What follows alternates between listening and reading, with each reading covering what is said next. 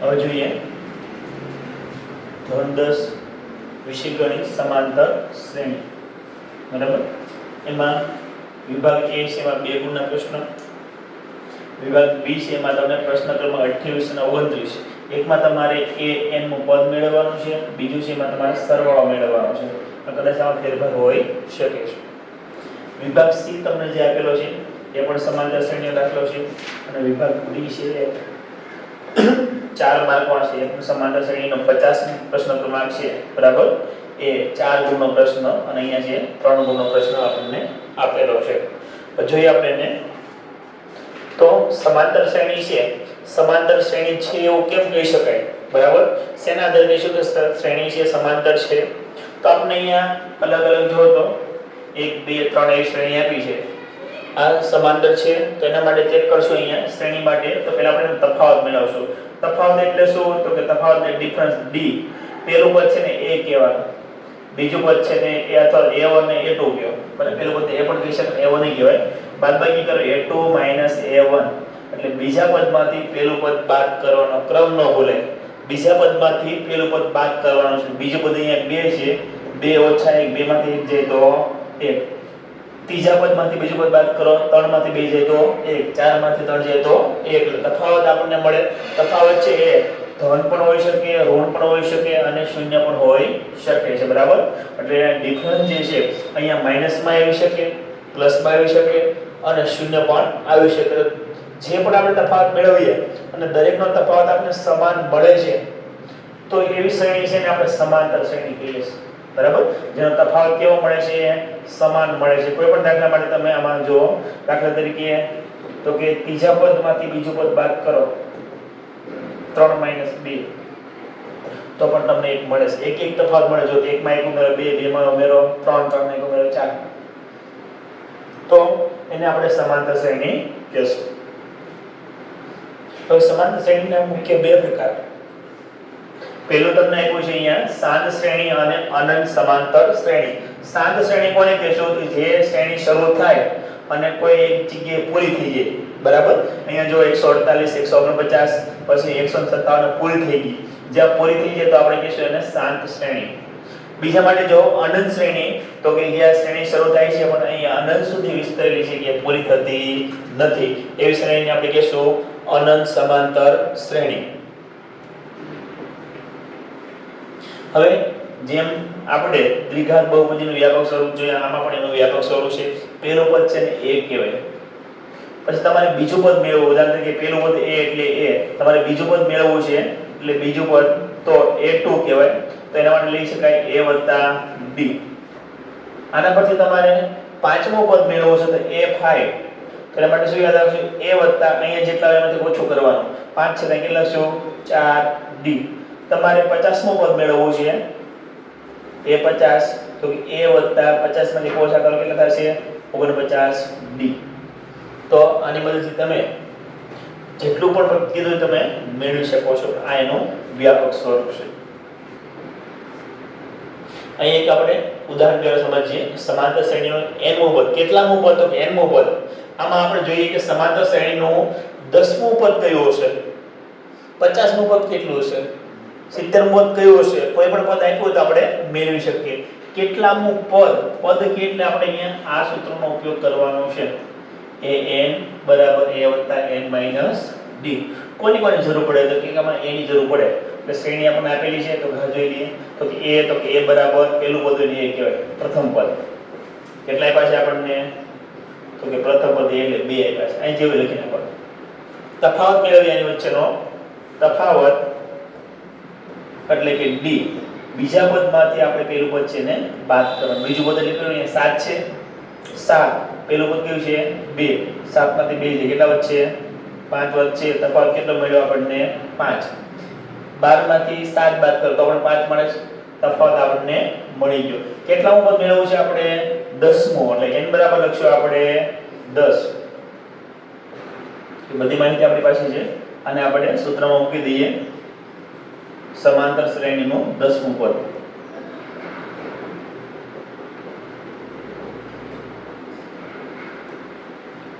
સૂત્ર લખીએ an = a + n - 1 એને ગુણ્યા d. કેટલો પદ મેળવ્યો છે આપણે 10 પદ એ 10. પેલું પદ કયું આપ્યું જો તો a બરાબર કયું આપ્યું છે આપણને a બરાબર 2 પાસ તો 2 મૂકીએ વત્તા કેટલામું પદ તો કે 10મું પદ એટલે n બરાબર કેટલા મૂકવાના 10 10 ઓછા 1 એને ગુણ્યા તફાવત.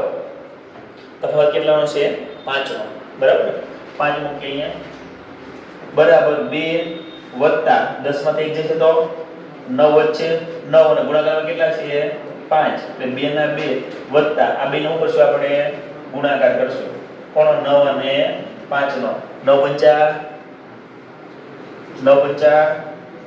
45 45 માં 2 ઉમેરો કેટલા થશે 47 થશે. તો 10મું પદ કયું હોય તો 10મું પચાનું 47મું હોય. આપણે વ્યાપક સ્વરૂપ જોઈ બરાબર એમાં વાત કરીએ તો આપણને મેળવીશું જો તો a 10 બરાબર a 9 ડિગ્રી મેળવી શકીએ આપણે a 9d a બરાબર કેટલા a બરાબર 2 9 ગુણ્યા d એટલે ડિફરન્સ કેટલો મળ્યો આપણે 5 ના મળ્યો 9 પંચા 45 45 ને 2 47. પરીક્ષામાં આપણે આ સૂત્રનો ઉપયોગ કરવાનો રહેશે.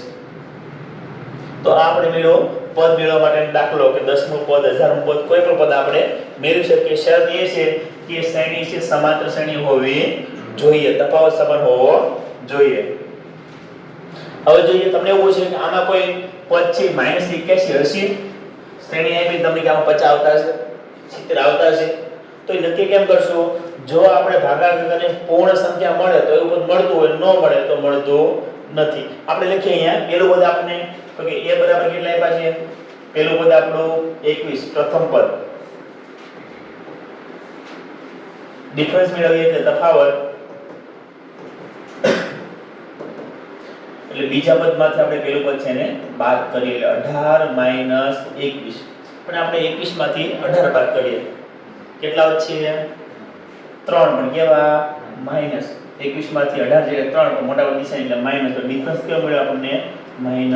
હવે આપણે એમ પૂછ્યું છે કે 81 પદ હશે એટલે an બરાબર તમારે 81 લેવું છે an બરાબર -81. એવું પણ પૂછે કે કોઈ પદ 0 છે તો an બરાબર 0 લેવાનું બરાબર.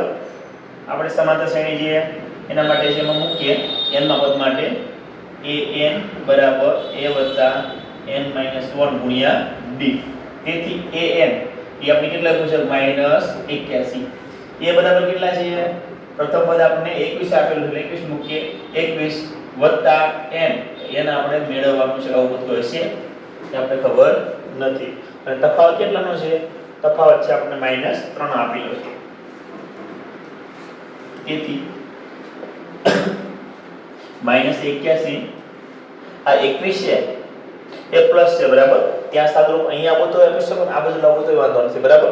એટલે બરાબર અહીંયા 21 અહીંયા વત્તા 3 ગુણ્યા એટલે -3n ઓછો વધે ઓછા એટલે કેટલા થઈ જશે અહીંયા -3n આ બે ગુણાકાર ઓછો હશે વત્તા 3 * 1 અને વત્તા 3.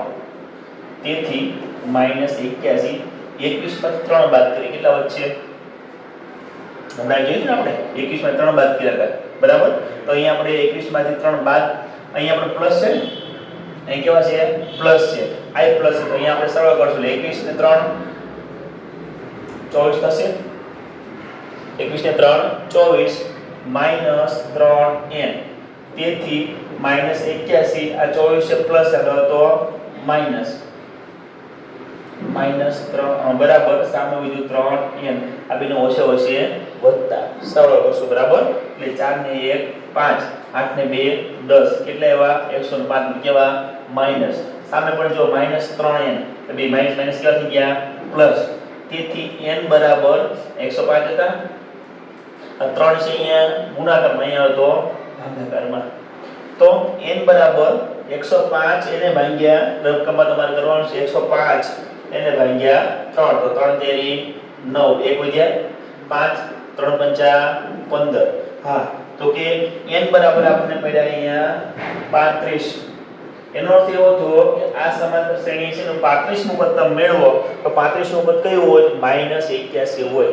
કેટલામું પદ 35 નું પદ. પણ જો આપણે ભાગાકાર કરીએ અને પોઈન્ટમાં જવાબ આવે તો આવું કોઈ પદ હોઈ શકે નહીં. આ ખાસ તમારે યાદ રાખવાનું બરાબર. ભાગાકાર કરીને પોઈન્ટમાં જવાબ આવે તો આવું કોઈ પદ હોઈ શકે નહીં. ખ્યાલ આવશે? આપણી પરીક્ષામાં પૂછાયેલો પ્રશ્ન છે. આગળ જોઈએ. સમાંતર શ્રેણીના પ્રથમ n પદોનો સરવાળો. સરવાળો શબ્દ જે આવે, બરાબર, સરવાળો શબ્દ જે આવે ત્યારે SN વાળું સૂત્ર યાદ રાખવાનું છે તમારે. જ્યારે સરવાળો શબ્દ દેખાય ત્યારે SN વાળું સૂત્ર વાપરવાનું છે. અહીં એક શ્રેણી તમને આપેલી છે 2 7 12 ના પ્રથમ 10 પદોનો સરવાળો મેળવો. આપણે મેળવીએ અહીંયા. તો આના માટે મૂકીએ કે a બરાબર પેલું પદ કયું છે? 2 આપેલા છે. પછી તફાવત મેળવીએ d બરાબર, તો કે બીજા પદમાંથી પેલું પદ છે આપણે બાદ કરવાનું. 7 માં લઈ 2 જે કેટલા આવશે? 5. એટલે ડિફરન્સ તફાવત આપણને મળ્યો +5. કેટલા પદો છે? તો કે 10 પદોનો સરવાળો આપણે મેળવવાનો છે. બાકીની બધી માહિતી આપણને મળી ગઈ. લખી નાખીએ SN n બરાબર 10 પદ બરાબર n એટલે કેટલા? 10. 10 ના છેદમાં 2. સૂત્ર પેલા લખવાનું, પછી એક કિંમત મૂકવાની છે. કૌંસમાં 2 ગુણ્યા a બરાબર કેટલા છે? અહીંયા 2 વત્તા n - 1. પણ n બરાબર કેટલા છે? 10. 10 ઓછા 1 ગુણ્યા ડિફરન્સ કેટલો છે? તો કે 5 નો બરાબર 2 પંચા 10 થશે. એટલે 5 વિદ્યા આ બે ગુણાકાર કરીએ 2 દુ 4 વત્તા 10 માં 1 જાય તો 9 આવશે. 9 ગુણ્યા 5 બરાબર 5 ના 5 અને 4 વત્તા 9 પંચા 45. ફરી વાર સાની છે સરવાળા નિશાની છે. 45 વત્તા 4 કેટલા થશે? 49 અને એને ગુણ્યા 5